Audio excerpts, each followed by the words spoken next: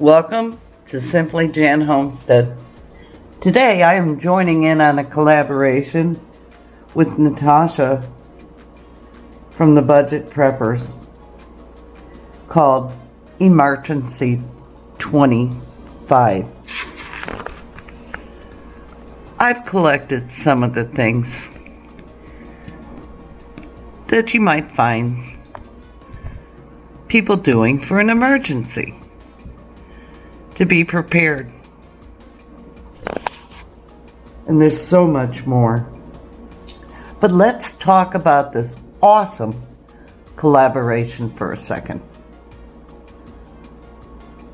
There will be a live giveaway April 5th at 7 p.m. Eastern Time, 6 p.m. Central on the Budget Preppers channel. I will have the link in the description below with all this information and with the list of all the amazing people that are involved in this collaboration. Let's talk about being prepared. Are you ready?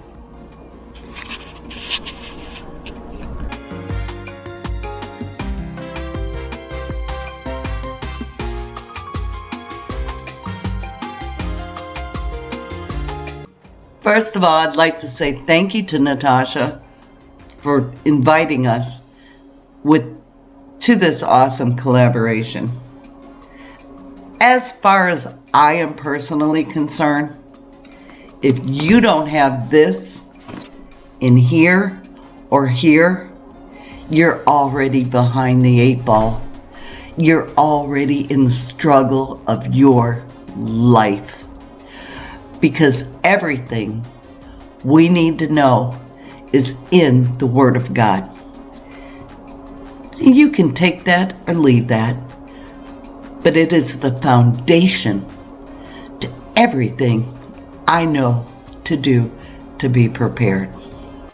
Not ever in my whole life did I think the day would come that I would be canning, growing my own food, reading books on herbal recipes,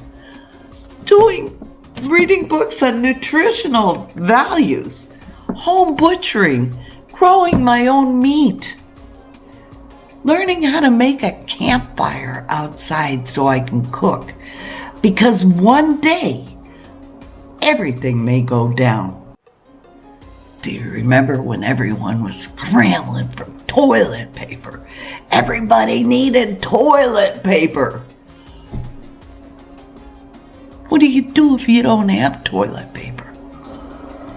You get those rags.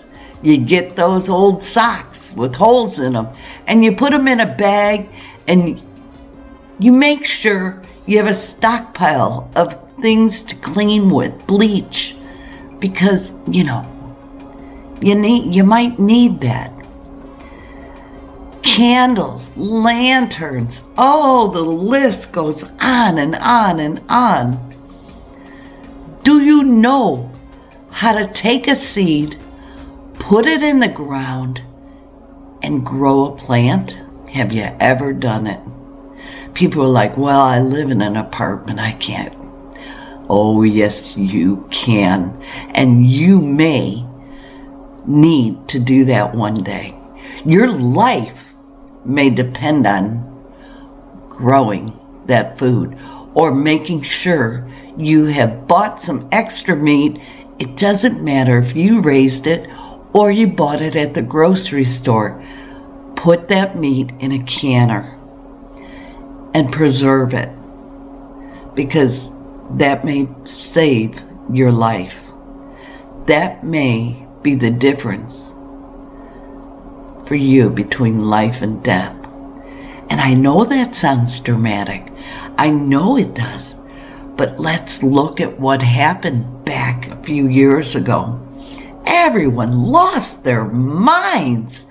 Oh, the sky is falling. The sky is falling. What did you do? Did you go out and buy mass amounts of toilet paper and paper towels and all the things and water, and you just ran out of room to store it. What did you do? Well, personally, and I can only tell you what I did, personally, I didn't do all that. Because I had this solid here. And I knew, because I knew that I had been given the wisdom and knowledge and understanding to grow my own food, to not freak out, to trust in God. And that's what I did.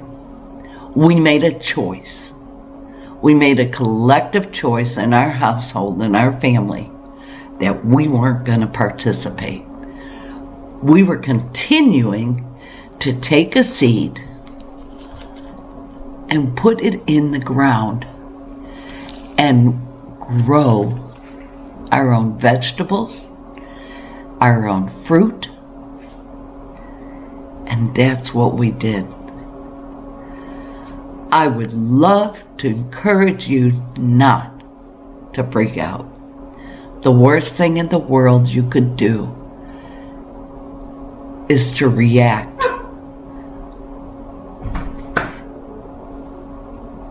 To react to something in a negative way. You should be prepared. You should have candles. You should have batteries. You should have medical needs. We're Jace. I am an affiliate of Jace, and I use the products. Now, I also do my research. There's so many books that you could have that will help you in the time of need. Written books are vital because the internet, hey, what happens when technology fails? Many of you were born and raised during the technological era, and you are dependent on it. You freak out when the internet goes out. You freak out when you don't have Wi-Fi, and you forgot the basics of life. So we went back to the basics, and we learned. We self-taught ourselves how to grow food, how to raise and process meat birds, how to raise chickens and have our own eggs, what to do with them when you have an abundance, how to have guard dogs that bark at the door when you're videoing. So I want to encourage you, get some good books. They're out there everywhere. They're out there everywhere. But above all, get the book. Foraging, mushrooms, herbal medicine. The list goes on and on.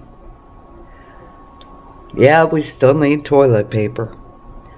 But I'm not going to lose my mind and go buy the store out. I'm just not going to do it. Have you ever had a salad and you had all those beautiful microgreens on? Do you know how easy it is to grow microgreens?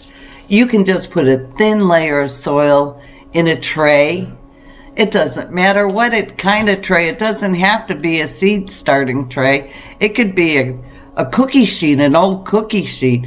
Just put some dirt on there, sprinkle these seeds, and you've got a bouquet of healthy microgreens. It's fantastic. And there's so many different kinds that you can get. These are a mixed, this is a hot mix because I like a little kick in my salad.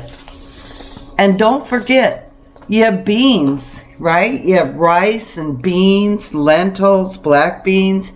Mix you up a soup mix. Yeah, It's so easy. Anyway, I just wanted to say, Natasha, thank you again for inviting us to this awesome collaboration. I hope I've encouraged some people to look outside the box, grow your own food, and don't freak out. Remain calm. Trust in the Lord. He will get you through it. It's always better to use wisdom and to stop and think, y'all. What can I do to improve our life if something happens? So, go check out this wonderful playlist, and y'all be blessed and love well. Bye now.